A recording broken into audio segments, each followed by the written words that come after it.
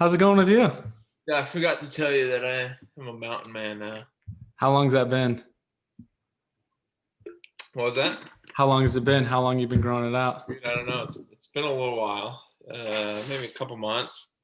Yeah, Just tell people it was no shave November, but I wish. Not even close. It was like 3 months or something. But so it changes your life having a beard. It's like you have to you start nodding to people that have beards on the street, you know. So I will say I just got to this length where I can kind of do a little twirl. So Mhm. yeah, now I can just nod to you Frenchmen and all this stuff. Have you tried any of those like creams or waxes that you can like wax the mustache and form it? I haven't waxed the mustache like that. It's actually not, I mean, it's just got like probably this long, but I do use, Jesse got me like a nice beard kit a little while ago that I use. It's got like beard oil, but my beard is not really dry, so I don't use that very much. It's got beard wax. Whenever I like trying to look good, I'll kind of wax it down a little bit. Hmm. Special occasions and stuff. Evenings with Jesse and stuff like that. So I actually used beard growth oil one time. really, Yeah. wow. My first summer doing summer sales in San Diego, I was like, I'm going to be, whoa, Amazon just dropped a package off or something. Um, I was like, I'm going to be doing the same thing every day. I have the exact same routine. I might as well just try some beard oil, like just add that into the routine. So I did, and I put it like right here. And it worked. It like totally worked. That's kind of wild. Yeah. I mean, Did you use you one of the wouldn't, roller things, or was it like, it was like a little dip. um, dude? How is little baby Jay? He's doing good. He it's weird. He's got like a little boy face now, like he's like has like little expressions and he's That's um like he every day it seems like he learns like a little new trick. Like yesterday, he started doing this. He like and like when you see someone else's baby do anything like that, it's like it just doesn't even matter. Like whatever, I can do that since I was a kid. That's not yeah, impressive. But when it's your own baby, you realize that they couldn't do that before, and so it's always cool because like, oh, that's new. Like we've never every seen little, this before. This is unprecedented. yeah, every little step is a big step. Yeah, it's fun, and yeah, he's got those two bottom teeth. He's just kind of like Dude, starting to know his voice, so he's like wailing and he's jabbering, looking a little thicker. I noticed. thicker. Yeah, like his face a little bit more rounder. It's Oh not quite, yeah, you know, yeah. He's starting to get little chubby thighs and yeah, like looking like a little. baby boy. Yeah, how's baby girl? Man, dude, it's crazy. Wait, we're having a boy too. Right. It's Are just you talking about- my brother is having a baby the same month as you guys. No, you're good. I just thought you had I a nickname. always mix those up. I thought you just called Jessie baby girl, like that was your nickname for her, but I wasn't sure. So Yeah, I usually just call my coworkers baby girl. Yeah, how's baby girl hanging? No, baby boy. My brothers actually do the like a week before you guys, and they're having a girl, and I like always say that to him, like, hey, how's baby boy? And I mix you guys up. in February he's due. I think end of January. End of January. Cool. Yeah. So he's a little bit before us. Yeah, they're like the 29th of Yeah. January. I don't actually remember the due date, but it is in February, so we're close then. Yeah, it's Man, just she's been, to be honest, it's been like kind of a miracle pregnancy as far as comparatively, because obviously it has its own challenges, and she's got a baby growing inside of her. But as far as the things that you hear, like sick, throwing up all the time, doing this, doing that, my body's doing all these crazy stuff. Like it's been relatively a really good pregnancy. Just the other day, she was like, you know what? I've been way good too during this pregnancy. I haven't even like had any weird cravings. I haven't had, any weird mood swings. And I was like, yeah, it's true. You've been really awesome. So she's a rock star. Jessie well, you is. guys are in the final stretch. It can still get worse, I know, dude. You need to suggest to me what I need to like read or do to prepare, because pretty sure this baby's just planning on popping out, and I'm just gonna wing it if I don't figure out what to do. Because Yeah, make sure that you've got like plenty of chalk. You can get like Olympic lifting chalk, so that when the baby comes out, you want an athletic stance, No 2 or 3 feet away. Yeah, no slipping. Yeah, that's smart. Okay. Well, it's That's funny. cool. Bend in the knees. So as far as preparation, what we did, we went to a class, like a birth and pregnancy class, and we went for like 5 weeks or something. And it ended because of COVID, so we couldn't keep coming. And it's funny because everything they talked about, none of it related to our pregnancy, because our pregnancy, so like for example, the main topics were like how to know when to go to the hospital, but we had an induction, so we didn't have to know when, like it was scheduled. Yep. And then it was like um that was like the number one thing. Number two thing, really the only other thing that we really talked about was like when you're going through the actual pregnancy, like here's some breathing techniques, and like here's some like to avoid the pain and to like feel better about all that. And we didn't have that because she had a C-section. So like Right. I just, all that knowledge went right over my head. I'm like, sweet, we'll just have a C-section every time. I don't even need this class. That's fun. Yeah. How was Maddie's recovery with the C-section? Did she have a bad recovery or was she okay? So Maddie, so she didn't have a bad recovery, I think, in comparison to most C-sections. The problem was she pushed for like 2 days. And so she still had like vaginal recovery, but then ended up having a C-section. So she kind of had like double the recovery. Because if you just have like a scheduled C-section, then you don't go through any of the birthing process. You Right. have just the C-section recovery, but she did go through the birthing process. So, but I think all things considered, pretty good recovery. Yeah. I mean, she was up and walking the same day that she had the C-section, which is like pretty rare. We left a day early, which is pretty rare. That's cool. Um, and I don't know if Jess is like this. I have a feeling maybe she is. But Maddie did this annoying thing where she had like the Wonder Woman complex. She did like, Olympic lifting, and she always has kind of like this chip on her shoulder of like, oh, I can do that. I can do that. I can lift that, whatever. And so throughout the whole pregnancy, she was just like trying to lift stuff and trying to like carry all the groceries in by herself and like do stuff she'd normally do. Yeah. And like, dude, there's like a baby in there. You have to be more careful, Um, And I think her recovery was like that too. We had to like sit down like, Maddie, I know you can lift this, but think about your future kids. You got scar tissue, and yeah. So yeah. That's kind of a hard thing to do is keep the long, in life, it's a hard thing to do is keep the long run in perspective versus just, what's going on now. oh yeah, I really struggle with that in the gym, because and like I think the classic example is like maxing out every day. Like that's obviously bad for you in the long run. Uh, I don't do that, but I've caught myself, like you want to be intense. You're like, well, I want to be like big and buff, and I want it now. Um, and like I feel like if you have too much of the one more rep, like push myself past my limits, like recoveries for babies, like all those Yeah. types of things, you end up kind of screwing yourself up in the long run. You got shoulder issues and joint issues. Yeah. A lot of time motivation issues too. If you go too hard and like bust yourself up too bad, and then the next day you kind of don't want to do it again because you're all hurting and stuff like that. So I feel like that's the secret to becoming an elite human being is being able to like keep in mind the long run.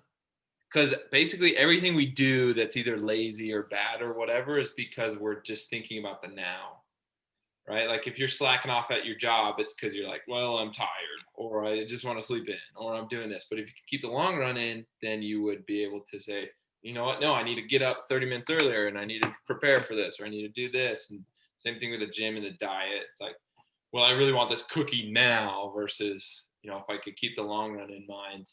It's like the secret to being an elite human, I feel like. I totally agree.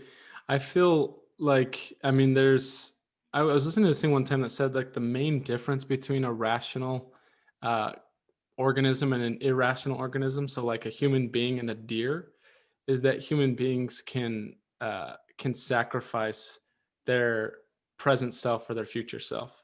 And irrational organisms can't do that because it's all instinct. Yeah. And so like Sometimes humans can do that. yeah, I mean, yeah, that's true. And sometimes we act too much like deer, but Don't like fear. I always like to think about it this way, like like P90X, Of how course. it's like Baby. what? Abra per X, baby. Yeah, and it's like, hey, 90 days we can make you ripped. And I don't know enough about it to know if that's actually true. Like I've never actually used the program, but I always used to think like, dang, if that's really true, what was I doing 90 days ago? If I would have just started then, like I'd be ripped today. Like Yeah. why did past Reed have to be so selfish so But that late. present Reed couldn't be ripped? And then I'm like, well, I could start it today and then in, 90 days, but you always kind of choose your present guy instead of future guy, and that sucks. That's really interesting though, to think backwards like that. Like, what was I doing 90 days ago? And the majority of the time, it's like, oh, that feels like that was yesterday. Like that time would have flown by if I just committed. Yeah. And the longer the time is, the harder it is. If it's like, Yeah. well, this thing's going to take 10 years. Like, well, 10 years ago, I was only 16. Like, so many things could happen. But there's things like you can do a cleanse in 5 days and lose weight or whatever. Or, you can read a book in a week. It's like, oh, if only past Reed would have made the decision to read that, For current sure. Reed would have that knowledge. Dang it. Yeah, for sure. Telling you, it's the secret to being an elite human being. I just started a book today called Atomic Habits. Have you read that one? No, but I've heard that one. I feel like that's on most heard of that one. I feel like that's on most people's lists of like must reads. Yeah, that's where I've seen it like on so many lists, and I kind of just keep putting it off because I'm like, well, I'm sure I know what it's about. Just like have good habits. It's that easy. But I started it today because I was finding like, you know what, I'll just do it. And I'm like a couple chapters in, and it is interesting. Like it's kind of I don't know the right word, like exposing when you know exactly what you're supposed to do to accomplish something, because then you're like, for example, in Atomic Habits, it's talking about like, hey, do like this little habit, and then obviously like over time you'll get the skill or whatever. And when you actually know that, it's almost worse because you can't have the excuse anymore. Like, Yeah. dang it, I can't cling to the idea that I'm not special or I'm not talented or I'm not this or that. That's the reason why I'm not successful. When in reality, the reason is just you're just not doing the little habits. Like, freak, now I actually have to do something because I don't have that excuse anymore. Yeah. And little changes can make big. You've read Jordan Peterson's book, right? Yeah, actually, that's where I heard the irrational rational organism thing was from Jordan Oh, Peterson. Yeah. okay. Did you like it? Yeah, I loved it. Have you read it? No, I just purchased it, so I'm about to start reading it. I have been listening to this comedian recently. Do you know who Theo Vaughan is? Oh, dude, I love Theo Vaughan. How are we not talking about Theo Vaughan yet? Okay, I've been like, and I found him not too long ago, and I actually listened to his stand-up like forever ago. Mm-hmm. And then I found his podcast where he's just being himself, just going off the cuff. I feel like he's like just as funny or funnier when he's just kind of talking and chatting. Dude, he's hilarious. Man, he's probably my number one favorite. And I listen to a lot of stand-up and a lot of comedians, and he's probably my number one right now. Him and Chris DiStefano. Have you heard of him? That sounds super familiar. Let me look that up. Guy, he's really funny. But anyways, I just listened to him and Jordan Peterson's podcast. So he had Jordan Peterson on his podcast. Mm-hmm. Vaughan did. Have you heard of that one? I haven't. Dude, it's a good one. And I had never heard Jordan Peterson like that because Theo Vaughan kind of breaks him down and he like makes him laugh. And then by the end of it, they're just like laughing with each other. And I had never heard Jordan Peterson that like casual and chuckling. But I was really impressed actually with Theo Vaughan's interviewing skills. I think Theo Vaughan is so funny. He's like, he just feels like that cousin, like that funny cousin at the barbecue that's just making everyone laugh. He's got a mullet. Yeah, and like some of his experiences, I feel like are just so money and just like it's funny. I love him talking about the South because I grew up in Texas, and just like really relatable, and yeah, he's way funny. Have you seen the one of him? I'm gonna butcher it, but he's talking about Rosie O'Donnell. Have you heard that? I don't think so. It was the first thing that I heard from him, and it's like what got me hooked. It was like an Instagram clip, and I like it's like my go-to. Like when I was knocking doors, and you get like a way hard rejection, and you just like need something to make you laugh to get your vibe going for the next door. I would always just go to this clip and watch it because I thought it was so funny. And he's like, basically, he's talking about like haircuts, and he's like, yeah, like my mullet, like people love it. It's a good haircut for a male, but like a lot of haircuts, they just don't work. Like, look at Rosie O'Donnell. That is not a great haircut for that male. And just like rips into her. And like I can't describe why it's so funny, but he just like he doesn't ever let you know that he's even joking. It's Yeah, like and that's delivery is so money. You're just like, what is this guy talking about? he's like a freaking dice roll shaker of like one-liners. You don't know what's gonna come out. It's just coming out constantly, like hilarious stuff. I'm telling you, like I almost enjoy his podcast where he's just going off and like just kind of chatting more than like his stand-up. Yeah. Man, he's a funny dude. Have you ever been to like a open mic for stand up? I have, yeah. I went to a couple in Texas when I was like 16. Yeah. That was pretty fun, yeah. But I mean, not really. And they talk about that world, and I feel like it's a world that not a lot of people know exists. Hmm. That comedians, because the majority of people see like maybe one or two comedians. They see like Kevin Hart, right? They watch his Netflix special, and they see maybe another guy, and it's their stand-up special, and you think it's just funny. And I remember as a kid thinking like, this was a little bit irrational thought, but kind of like, oh, this must be the first time he's telling these jokes. Like Yeah. he's so funny. And then you listen to Joe Rogan or someone that is a comic, and they go and they talk about how they will go to 3 or 4 open mics a night, and they'll do that for like months. And then they start Hmm. performing at comedy clubs. Then they start performing at like a show, and then they go to these theaters. And then after performing at a theater for 6 months, then they record their special. And it's just kind of this world I like didn't realize existed, like the almost the underground comics. Well, yeah, that's what I was gonna say too. It's so interesting. My brother went and did open mic one time. He's not even a comedian, but he's like, whatever, like I'll just go try. So he like wrote a little set and went and did it, and he was telling me about it. And he was saying like he was talking about the world and like how competitive it is, and how people are like stealing each other's jokes, and like the whole culture of it. It's very interesting. And one thing I thought was interesting at the comedy show, it was like it's so weird and no one can really put their finger on it, but like how some people can say the exact same thing and it's funny or charming or like it makes you like them, and then some other people say the same thing and you don't like them. And I Yeah. wonder what that is about Theo Vaughan. Like he just like you just love him. You hear him talking, like, wow, what is this guy's deal? Yeah. Like this Jordan Peterson one. He was talking about, he's like, man, you're like a cool stepdad that comes around but actually cares about my mom.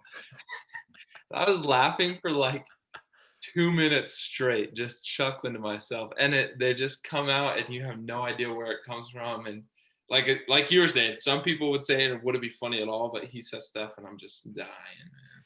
He's like, yeah, man, like when I get high, I just start trying on vests. I don't know what it is, man. I just put on like I've got 10, 15 vests on, man. I'm just like high as a kite. What? He's talking about like white privilege. You've heard that bit Oh probably, yeah. right? He's like, why would I do this to you and then move right next door? He's like, there was this guy in my neighborhood he was so poor. What is it? Like he never learned to walk. And he's just scooting around his whole life because his parents couldn't afford to teach him to walk. Yeah, he's funny. And he's good. And like I said, I love his stories about like the South just because feels like it's relatable. Dude, how's your Airbnb going? It's going awesome. You had a We couple have people in there, really right? liked it. Yeah, So we've been doing it since beginning of October, so 2 months. First month we basically had like a buy month because we had a friend stay.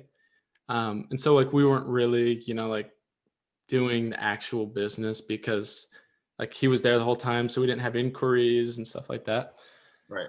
So the first month was fun, and they were good guests. Like it's super easy. I'm like, oh, this is sweet. And then they left, and we started in November, and like it's been crazy. Like we've gotten tons of inquiries. We've been booked like 85% of the days, and like we're figuring out like little things every day. And I mean, there's pros and cons. I've never rented out a place, and you rent, right? You have a rental. Yes. I feel like, so an Airbnb, to my understanding, is like more lucrative because like people pay a premium for short term. But I don't know, like you think about like the pros and cons, because with a rental, you don't have to clean it, you don't have to like um you don't have to Seems like furnish it. it's more lucrative, but it's also more work. Exactly, it's like a job. Yeah, exactly. It's a rental is like more of a passive investment and everything. And Kind of that medium step. You got like your day job, long-term rental, and then there's like the Airbnb where it's medium passive, yeah, semi-passive income. so it's been good though. I mean, it's an interesting investment because like we had to improve the basement. We did like tons of construction just to be able to make it into an Airbnb, which is cool because we like invest in something that'll immediately start paying us, which is Yeah, kind of fun. yeah, Like if you're going just for value added to the home or like appreciation of your home, so you go and remodel the whole, basement with the hopes of selling it, in 20 years, that's still a good investment. It takes you 20,000 to redo the basement and you sell it for 50,000 more because of it. yeah. It's a good investment, but it's cool to be able to do that and then have it start paying you, like right off the bat. It's kind of like what you guys are doing with, how's your basement going? Yeah, well, actually, this is something I thought we could talk about. That's I think really cool. Is we're kind of doing the exact same thing. I realized you guys and us. Well, we Uh, basically got the idea from you. So well, yeah, but you're doing the Airbnb. We're planning on making a long-term rental. But you know, I feel like as soon as you get into the world of real estate investing, whether that's like you read your first book or you listen to your first podcast or what, it seems like immediately the idea is like get a duplex, right? Whether you live in one half or you rent out both halves, either way, it always seems like it's like multifamily. Get a duplex. That's like the first step. I feel like. So mhm. then, and I feel like we all kind of went on this journey. People that are into real estate investing, and where it's like, okay, I'm gonna go buy a duplex, and so you start looking at duplexes. And just right now, the current time, like Utah, I know is this way. I don't know about Arizona, and there's other places where it works, but especially in Utah, where I'm talking to people about real estate investing, duplexes are just so overpriced, and the market in general is really overpriced that it's hard to get a duplex that works with your numbers. Uh, Mhm. and it's really hard to do that for one reason or another. And just like I said, the market is super high right now and it's super good, as far as selling goes, not as far as buying. And so the way that I'm convinced to get around this is exactly what you did and exactly kind of what we're doing is buying a single family home and then turning it into a multi-unit, Mhm. whether you Airbnb it or whether you not do it. So, um, we paid to get into like a little bit of numbers. We paid like $330,000 for this house. And we just had it appraised, with the unit downstairs, um, finished, and it went up like $80,000 in value. Right. And so it's just Whew. crazy. The difference between a single family unit and a multi-unit is just so astronomical, but you can find single family homes that you can turn into multi-units. So I know it's the same thing. You guys went through this exact same process. You kind of look for a separate entrance and an area to divide it, and maybe an area to add a kitchen if you need to, or things like that. So that's what we were looking for and we will, the next time we, get in the market for another property, which will maybe be in like 6 months or so, I'm thinking, we're going to look for a single family home that is able to be converted into a duplex. And dude, I'm convinced that's the way in this market and like this kind of high climate. I'm convinced that that's really one of the best ways to get into multifamily units. Well, I totally agree because you like it's a good way to get your foot in the door to house hack in general, because you take a lot of the risk out. Because if you, let's say it's our first, right? If we just bought a house and then we're like, okay, let's go get our first rental property, or let's say we lived in an apartment, we're like, let's get our first rental property somewhere we didn't live. There's a lot more risk because all of a sudden, like you put cash into it, you put time into it, you're waiting for your first people to come in, and you're still paying where you live. And Yeah. so, like for us, oh, the Netflix just started playing. I don't know if you can hear that. Um, for us, it took a lot of the risk out because it's like, well, either way, we need somewhere to live, you know? Yeah.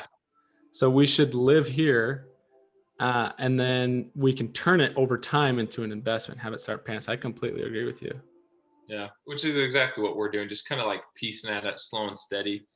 We just had someone give us a quote to like finish it up, Mm-hmm. and we were originally planning on renting it for $1,200. Mm-hmm. And he was like, "What are you guys gonna charge for down here? 1,600, 1,800?"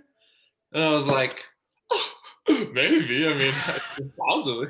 I So feel like you could do it. It's a big space. yeah, well, it's a big space, and just like the natural, rate that rentals and housing goes up is, we bought this house almost a year ago, coming up on a year, and so it's like you got to take that into account. When we first did our numbers, it was 1,200, and so we're freaking pumped. We just got to finish this. It's kind of been a drag on us, but we're really excited to get this finished and then kind of get it rented. We think it's possible that, well, we will have the option for Jesse to stop working after we have that rented. Um, I don't know what she wants to do. I think she wants to keep working, but it's kind of cool to have that option. Give me one sec. Yeah. That keeps turning on.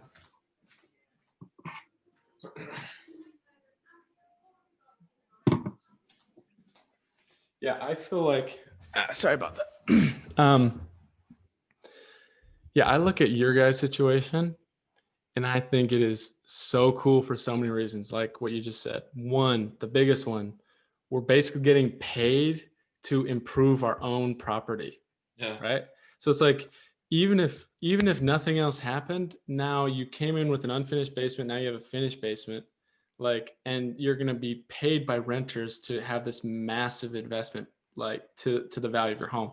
The second thing is obviously the cash flow, but like the area you guys are in is going to appreciate regardless of if you would have improved the house. And so Yeah. not only is the value of the house going to go up, but then the rental income is going to go up. Like Eagle Mountain is exploding, like there's tons of activity there and tons of people moving out there and schools like that. That's a sweet investment in my opinion. Yeah, and they're throwing neighborhoods up out here, man. Like I swear, every time we drive down, we're like, there's like 7 more houses over there, and just kind of, so it really is growing. We're super happy with it. It still feels like every time we have to go anywhere, it feels like a 45-minute drive, but that's, give and take. Yeah, that's part of it. Yeah. I will say one thing, like with the market being so high, it kind of took me like a while to really internalize this, because when I first saw our first property, which is our little condo in Provo, I don't know if you remember that, but we Mhm. it doesn't really cash flow. It maybe cash flows like $90, something really small like that. And Mhm. when you first get into real estate and kind of like are excited about it, you're always I was always thinking about the cash flow, right? Like, oh, we're gonna be able to quit our jobs and have this cash flowing in and things like that. And I think, especially in Utah, where it's just a really hot market, it's hard to find really good cash flowing properties. Mhm. Um, and that's why I like this find a single family home, turn it into a multi-unit, because once we move out of here and we're renting both, we're going to be cash flowing almost $1,000 with this one property. So it'll be, fantastic as far as that goes. But back to the Provo condo, we're basically breaking even, maybe cash flowing a tiny bit here and there. But the thing that it's kind of like hard to internalize, but you have to remember is the equity that's building in it. I mean, you basically, what I've started to do is you think of it as like a little bank account that someone else every single month is just putting money into. And it's Hmm. your money. When I sell that condo, we're going to be able to take that money and do something else with it. Um, but yeah, I think just right now, like in the how hot the market is, that's kind of a play that you have to maybe even have to do is just do the equity play and think about, okay, well, we can rent this, we'll break even, or even we have to pay $100 on the mortgage, whatever it is. But over time, over the next 10 years, if we have renters in there the whole time, we're going to have this bank account with this much saved up that we'll be able to sell the house and do whatever we want with. So Well, and can't you do, what is it called? HELOC, home equity line of credit? yeah, you can. There's lots of options to take it out and keep the property. Yeah, so there's lots of options like that. What I think we'll do, because we don't love that condo, it's like a little old. We've had some different expenses, some things like that. We had to replace a couple things. We don't like the HOA very much. I think we'll sell it, but transfer it directly to another property. Hmm. Which, if you do that, and I don't remember what this is called in the tax code, but you don't have to pay any taxes on those Hmm. capital gains. You can just transfer it directly over into another property. So we'll probably switch it out for literally like another condo or another, maybe a nicer townhome or something like that we like a little bit better. What's But cool is that your mortgage doesn't go up, but rental yeah, uh, income goes up over time. So like yeah, the you pay, your expenses don't really increase. I mean, I'm sure there's expenses aside from your mortgage that increase. But once you buy a home, you're like locked into that. So especially if you're going to buy one right now. I mean, the interest rates are crazy low right now. It's insane. yeah. We're probably going to refinance. I just saw this like TikTok, this little meme video that was why 30-year mortgages are better than 15-year mortgages. Hmm. I feel like if pretty much how everyone, it seems like, was raised was kind of on Dave Ramsey's sort of train of thought, right? Like, Hmm. save money, don't get into debt at all, blah, blah, blah. Some people need that. But their argument was inflation. And they kind of had the math laid out real quick, and I don't remember it, but basically that you're still paying, like, let's say if someone's finishing up their 30-year mortgage right now, what was the worth of the dollar 30 years ago? And kind of the math behind that. And that was really interesting. I'd actually never thought about that, how we get locked into a set rate right now. In 30 years, everyone else's mortgages and everyone else getting into a mortgage is going to be way higher and things like that, and we're still going to be paying the same amount of money. Whereas if you were to go on a 15-year, your money would be worth less in that second 15 years. So Yeah, it's interesting. I totally agree. In fact, I've thought about this a lot. I think that it's a huge uh, misunderstanding, I guess. One, to that getting out of debt is always good, and then like your money right now is so much more valuable than your future money, right? Because money is always going down in value because of inflation. Yeah. So like if you can stretch out your today money as much as you can, then that's always better. And so, for example, with a mortgage, you hear people say, well, you know what, if I pay an extra $100 into my mortgage, um, that'll save me thousands in 30 years, which is true. And you would think instinctively, hey, that must be a good investment. Like, hey, if I put in 100 every month, that'll save me 20,000 in 2050, right? Where the math isn't true is if you were to do something else with that $100. Like even if you just put that $100 in the S&P 500 and then just invested it in stocks, in 30 years it's going to be probably more than what you could get from your mortgage. So it's like the Dave Ramsey, the save money, the conservative, don't get in debt, don't have credit cards. It's super valuable, I think, to certain people, but not to investors. I think investors think, where do I get my biggest return? And where do I have the biggest downside? And then they're always leveraging those two things. So I would Yeah. say 30-year mortgage every time. I mean, even if you're paying a 15-year mortgage, you're going to pay more a month. Um, and that's today's money. Yeah. You can And use that money for investments today, you know? I feel like there'd be a sweet spot because Dave Ramsey is onto something right about not paying interest for debt. Right. But I feel like there's probably a sweet spot considering what you just said and what you talked about, and then maybe paying it off a little bit early to avoid some interest. Right. But you also want your money to stretch and inflation and things like that. So it'd be interesting. I'm sure someone's done the calculations like what is the optimal, how fast to pay off your mortgage to avoid certain debt or certain yeah.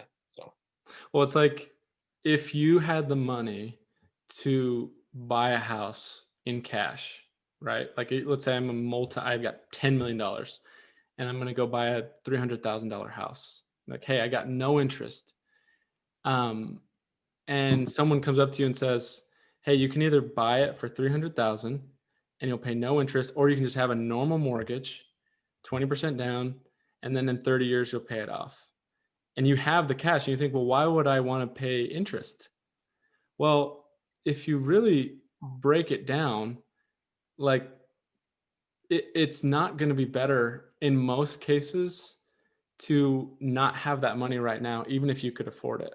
Like, for example, if you pay $300,000 for a house and you have no interest for the next 30 years, whatever, you just own it, you have no mortgage, you could have put $30,000 into 10 houses, and then you'd be paying a little bit of a mortgage on all of them. But now that's something that's building, right? My opinion is always like, if your return is going to be bigger than the interest saved, then you should invest. So like if my return in the stock market is going to be bigger than the interest I save by paying my mortgage off early, I shouldn't put my money towards that. I should put it towards the bigger return. yeah. And then it also goes back to what I was kind of saying about the equity play. One property, that means you have one person renting and paying you. But if you have 10 properties, that means you basically have 10 separate bank accounts that other people are just putting money into. In 30 years, you'll now have 10 bank accounts instead of, the instant cash flow that you have with one property. So yeah, I'm sure people have done all these calculations, like what's the optimal, buy 7.5 houses and then invest here. And so it's kind of interesting to think about. Yeah. What about you, man? Are you guys kind of got your real estate bug out of you for a little bit with this Airbnb, or are you looking at more properties yet, or what's going on? Yeah, I mean, as soon as we got it, I was like, as soon as we knew that it was working like in a systematic way, like once we stopped improving it, and it was just like, hey, this is it. We're just maintaining it.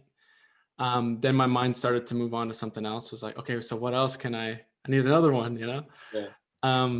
So yeah, we haven't really decided. We've got a couple options. Either we could continue living here because we live upstairs, we Airbnb the basement, and then we could just buy another property and Airbnb that or rent it out, or we could move out of here and rent out this whole place and go house hack again. We haven't really decided. Um, it's interesting, like house hacking. Having someone rent out part of your space is it's vulnerable. It's weird. It's very bizarre. I remember the feeling of the first night we had someone come, right? Our first guest, Eddie. Old Eddie. Good old Eddie. And he was from LA. He was Hispanic. And him and his family were just staying for one night. I think they're on a road trip or something. And we're like, oh my gosh, we have our first guest. Like we got everything set up. We gave him the code to the door and we're just in our room, just like waiting, right? Like, cause you can hear it, through the wall when someone comes in. And it was late at night and he told us that they got there at like midnight and then they walked in and we can like hear their footsteps and like, oh, like little kids, like, oh yeah, blah, blah, blah. Like, where do I put my stuff? And it just became their space. Yeah. And that's a scary thing. And we'd put so much work into it. Like we picked out all the furniture, we painted the walls, and then just like, okay, here's my baby. Like, I hope you love it, Yeah. How, it was weird. Yeah. how many bed and bath is your upstairs where you guys are living right now? Two, 2 bathrooms, 2 bedrooms, and then like a kitchen and living room area. So I mean, you guys could realistically, I'm just thinking of like your family size, and I don't know what your plan is for more kids, but or if there's a plan for more kids, but you guys could realistically stay there for a good amount of time. Probably at least one more kid. Yeah.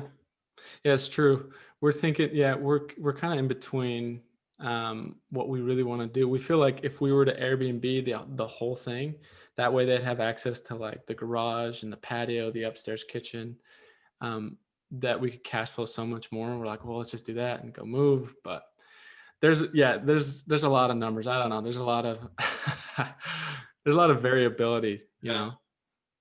know. The feeling I wanted to touch on right when those people walked in for the very first time, our very first guest in our Airbnb, it was so interesting. And I'll try and describe it, but I don't know if I'm going to do it justice.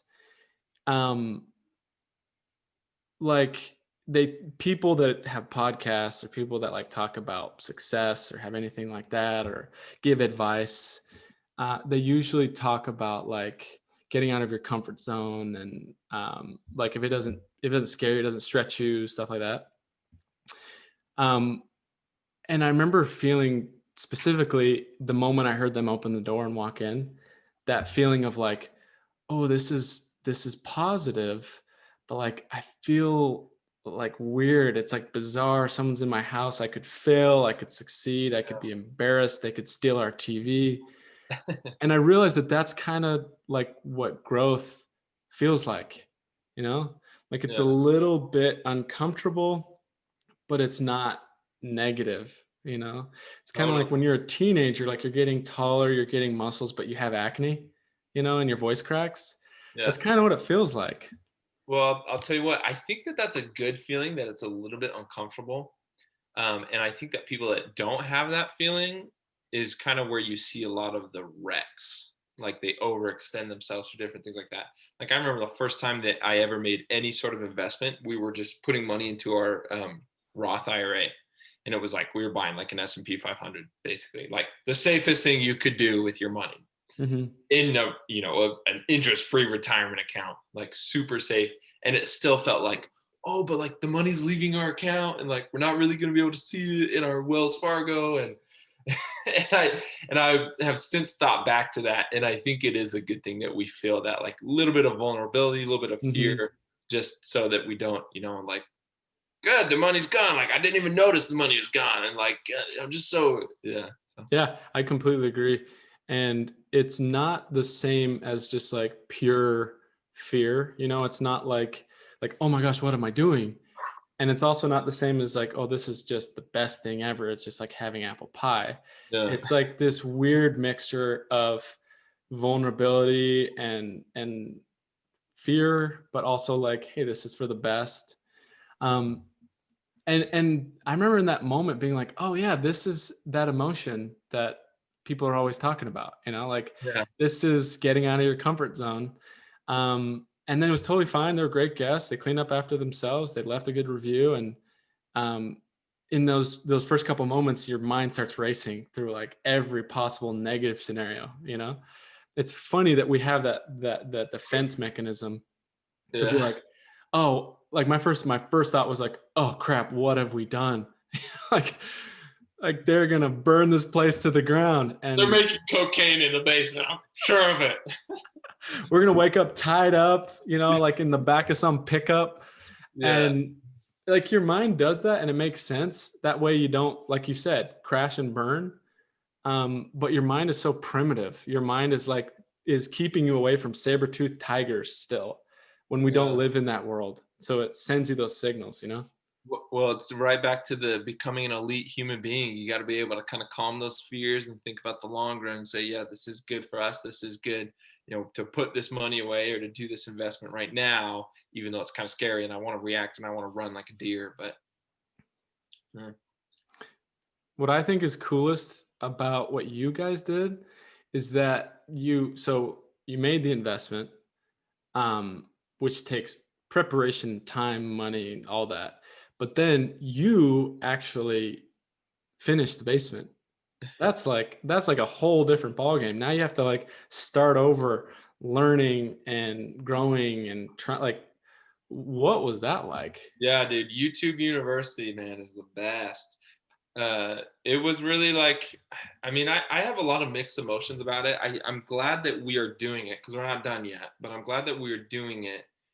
And I'm learning the processes of the different things. And then one other thing I'm learning is what we don't want to do in the future. So there's a few Right. steps that I was like super good at and it was super easy. Like framing, it's pretty good at framing. I had all the tools that you need. It's a relatively like basic skill.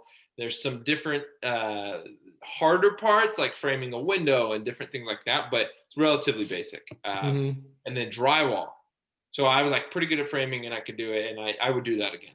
Drywall sucked and it was dusty and I was coughing and I was lifting and my muscles were hurting and it was all these different things and I wasn't very good at it and I had to have someone come fix it for me and different things like that. And so it was tough. There was lots of tough parts and it is tough and it's now more of a mental game than anything. Like I just got to find time to do it and I got to get down there and I got to work on this and I got to work on that. But I will say I'm really glad that we did it because we would like to repeat this process that I talked about with you, single family home, turn it into a multi-unit. And now we know, hey, I'll frame it piece of cake. Then we need to hire someone for the drywall.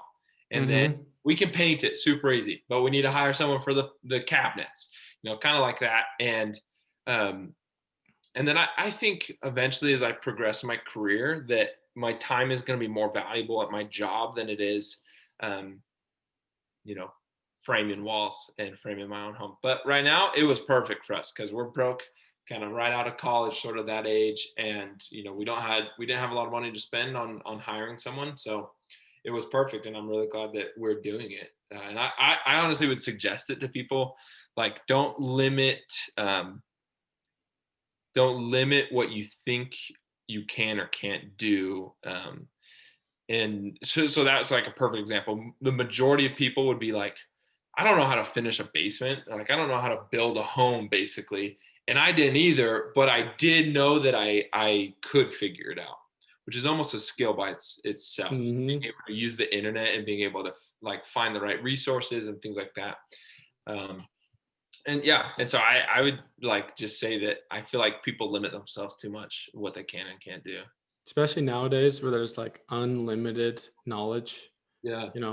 there's You and no I have reason. talked about this, but one of my favorite things is I dropped out of college, and I dropped out after like 1 year, 2 semesters basically, and I started reading, started doing my own stuff, YouTube, different things, and I was still learning a shiz ton of information was coming in, and I was progressing and doing these things, and I would look at my buddies that were in college, and they were doing their assignments or their university studies, but they weren't really progressing as like a human being as far as learning goes. It's like, yeah, they could tell me how to do this math equation or, what they learned in their art studies class, but nothing they were learning was translating over, where I just skipped to, I'm learning how to frame walls and I'm learning how to be financially responsible and I'm reading Dave Ramsey and I'm doing all these different things.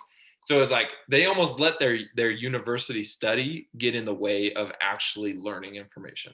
Yeah, I have seen that so much. And I think a lot of it has just like ownership. Like when someone is telling you have to learn something, you don't feel like you own that process. It's like, okay, what is the thing they always say? The mitochondria is the powerhouse of the cell or whatever. Yeah. It's like when someone is shoving information at you, or you're forced, quote unquote, to learn it. And we're not really forced, but like a lot of school is a means to an end. It's I'll take these classes so that I can get a degree so I can get a job. But like I didn't just choose to learn, I chose to get a job, and this is the way to get there. I feel like that versus you, hey, I want this knowledge, I'm going to go get it myself. You own that process and you own the knowledge that you get. You have to go out and hunt, and it's just on YouTube. But I've learned so much more on YouTube than I ever Yeah. did in college, because I felt it was on my terms. Like I want to learn this, so I Yeah. can do this. You know, Which it sucks that we're conditioned. What you just said, that I want to get a job, so I need a degree, so I need to go to college.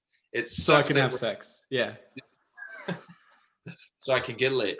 It sucks that we like are had just been conditioned to have that recipe in our head instead of like, I want to get a job, get laid. I want to get a job.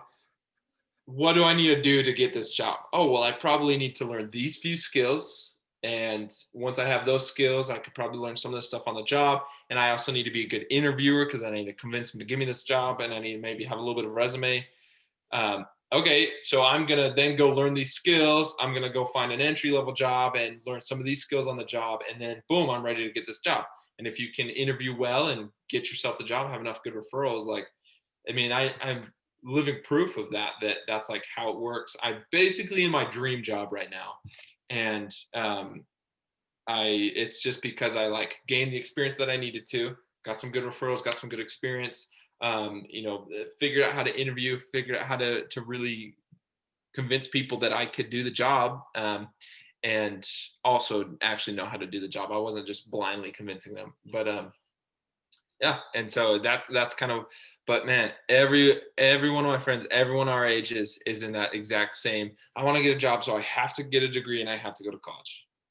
I think you're exactly right. Like the conditioning and the stories and the recipes that people are following to get what they want. It's not that they're necessarily wrong, but it's that they haven't actually sat and thought about the why, Yeah, totally. like with the job thing that you're saying, why does a person even want that? And usually the answer is, well, they want money, right? They want security or something.